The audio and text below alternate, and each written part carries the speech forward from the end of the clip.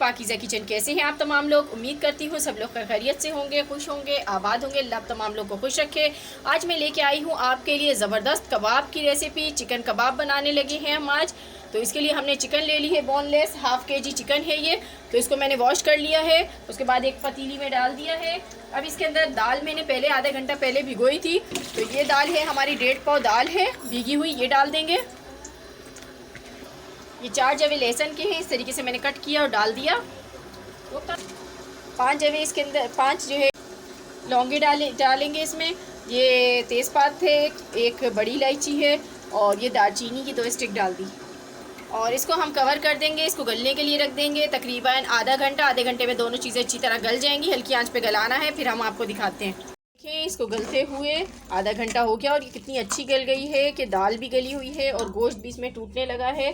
पानी भी तकरीबन ड्राई होने वाला है। अब इसके अंदर हम हाफ़ टेबल स्पून नमक ऐड करेंगे, half tablespoon red chilli powder और 1/4 टीस्पून हम इसमें रेड चिली फ्लेक्स ऐड करेंगे। और हल्दी जाएगी इसमें 1/4 टीस्पून। तो इन तमाम मसालों को हमने इसमें ऐड करके मिक्स कर देना है और इसके साथ थोड़ा सा हमने इसको पकाना है। नमक मैंने पहले इसलिए ऐड नहीं किया था ताकि जो है वो दाल जो देर से गलती है। अगर नमक हम पहले ही ऐड कर देते हैं तो इसके साथ आप इसको बस 5 मिनट पकाएं और उसके बाद इसको हम पीस लेंगे। मैंने इसको पीस लिया है, तो ये देखें इस तरीके से आपने इसको पीस लेना है। अब इसके अंदर हम ऐड करेंगे कुछ स्पाइसेस, जिसमें है हमारे पास ग्रीन चिली है 5, इसको मैंने बिल्कुल बारीक काट लिया है। ये बहुत ज़बरदस्त फ्लेवर आएगा इससे, खुशबू। और साथ में प्याज है, एक प्याज है, उसको मैंने इस तरीके से कट कर लिया है बारीक बारीक। तो इसको भी हम यूँ डाल देंगे इसमें। ये धनिया पुदीना है, आधी आधी गड्डी है, इन दोनों को मैंने काट लिया है, इसको भी हम इसमें डाल देंगे। ये हाफ़ टेबल स्पून गरम मसाला है, ये मैं इसमें डाल दूंगी। अब इन तमाम चीज़ों को हम हैंड की मदद से इस तरीके से मिक्स कर लेंगे,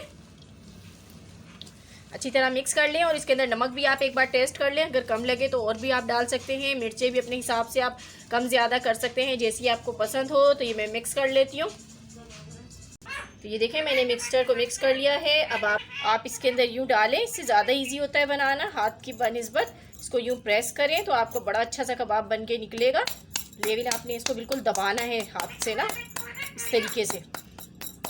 और अभी आप देखिएगा कैसा कबाब निकल के आता है। तो ये देखिए, ये देखें ये कबाब रेडी हो गया। इस तरीके से भी आप कबाब रेडी कर सकते हैं।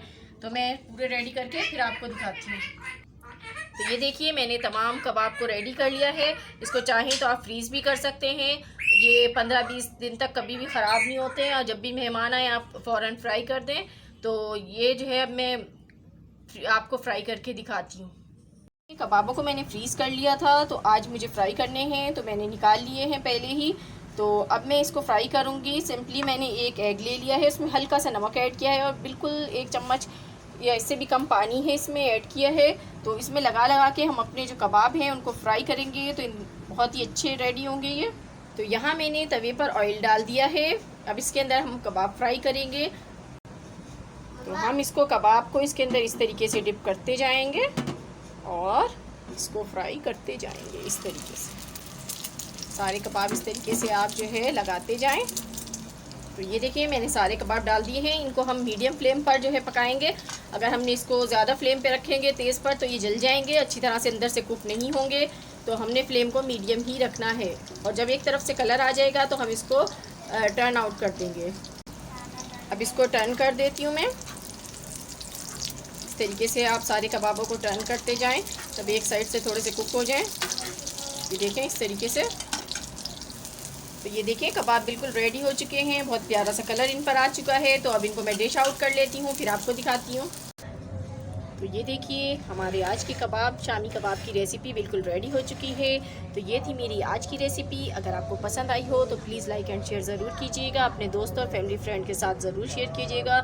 मिलूँगी आपसे नेक्स्ट वीडियो में। अपना ख़ास ख्याल रखिएगा, दुआओं में याद रखिएगा। खुदा हाफिज़।